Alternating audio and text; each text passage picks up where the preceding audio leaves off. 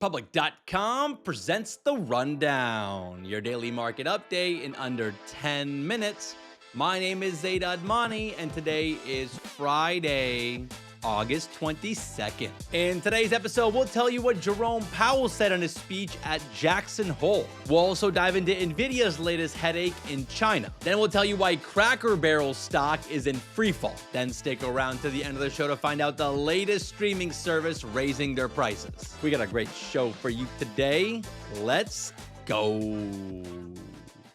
The market sell-off continued on Thursday with the S&P and NASDAQ both dropping around 0.4%. The NASDAQ is now on a 5-day losing streak, but it looks like the losing streak is probably coming to an end today because as I record this, Jerome Powell is giving his speech in Jackson Hole, and he dropped a strong hint that the Fed plans to cut rates at the next meeting. Jerome Powell said that the baseline outlook and the shifting balance of risk may warrant adjusting our policy stance. That's a pretty clear wink the Fed is ready to cut rates. And as soon as he said that, the market just shot up. Now, he's still talking as I record this, so I don't know all the stuff that he's going to cover. But the other notable thing that he mentioned was the importance of the Fed's independence. Jerome Powell has faced a ton of pressure from President Trump, who has threatened to fire him multiple times. And the president's not just stopping at Jerome Powell. The DOJ has now launched an investigation into Fed Governor Lisa Cook, with Trump saying that he'll fire her if she doesn't resign. So there's still a lot of drama between the Fed and the White House,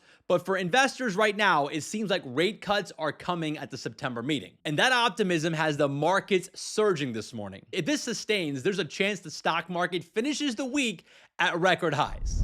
Let's run through some headlines, starting with Meta. Meta is signing a massive cloud deal with Google worth over $10 billion over 6 years, making it the largest cloud deal in Google's history. Now, the timing of this deal is interesting because there were multiple reports this week that Meta was freezing hiring for their AI team. Meta now seems to be turning their attention to get as much AI computing power as they can. Meta has already said they're planning to spend billions of dollars in building their own AI data centers. They also have cloud deals with Microsoft and Amazon, and now this deal with Google. This deal gives Meta access to Google's servers, storage, and even Nvidia chips inside Google's data centers. So it's pretty clear that Meta is now focusing on getting as much computing power as they can for their AI ambitions. And for Google, this is a huge win for them. Their cloud business has been stuck in third place behind Amazon and Microsoft, so landing a big client like Meta is huge. It's also kind of wild how in big tech, these companies are competing against one another,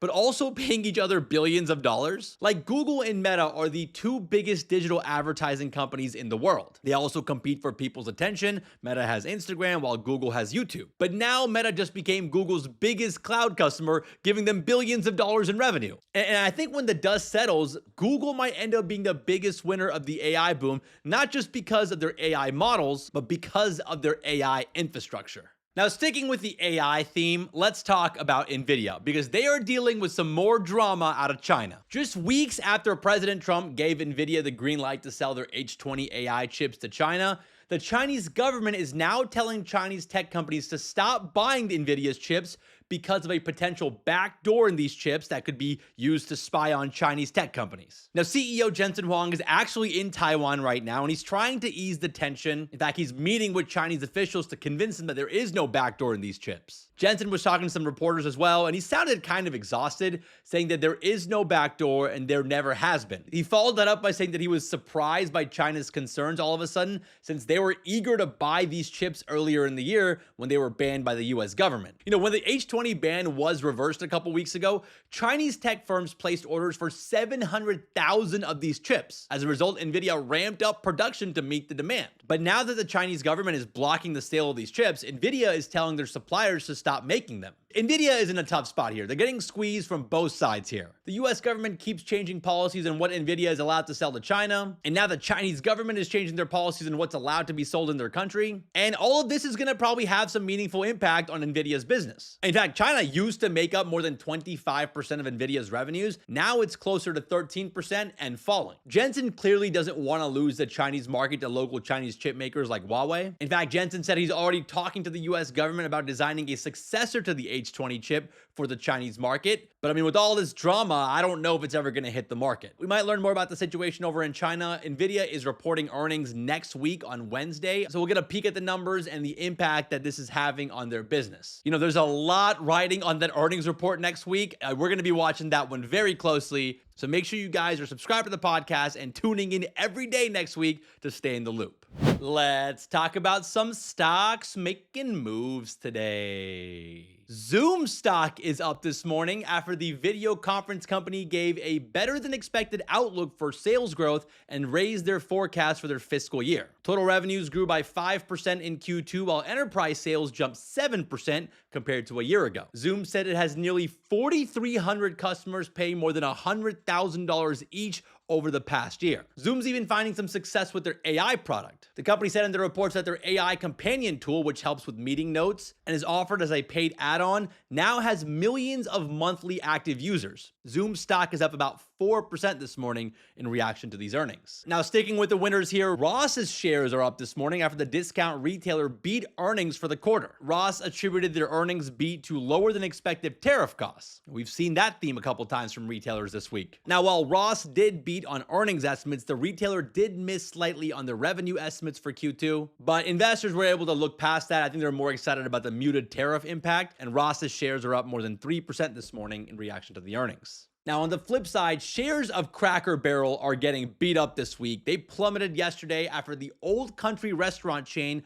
released a new logo, which caused a massive social media firestorm. Cracker Barrel removed the iconic country guy and the barrel from their logo, and their logo is now just the word Cracker Barrel on a yellow backdrop. And to make matters worse, Cracker Barrel is also redesigning their interior and cutting back on the Old Country store vibes and making the restaurant locations to be more neutral. They're basically converting them to look like a Cava or a Chipotle. Those changes are believed to appeal to a wider audience, but again, social media did not like these changes. In fact, it's already getting political, with conservatives like Donald Trump Jr. calling it a move to destroy American tradition. So this firestorm has been bad for Cracker Barrel. This stock dropped more than 7% yesterday. Now, I think we can all agree that all these modern logo redesigns are so boring. Like, they all look the same. They have no character. Why did Cracker Barrel have to get rid of the country guy in the barrel? You know, that was iconic. You know what? As a tribute to the OG Cracker Barrel logo, we're going to change the logo of the rundown